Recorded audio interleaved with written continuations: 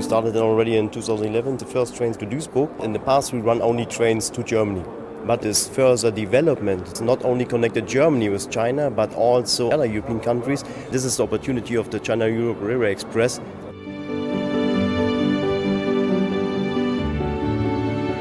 The big advantage of this connection is the very short transit time and very precisely planned schedule during the whole route. It's a great success, and I believe that even better future we are having in front of us.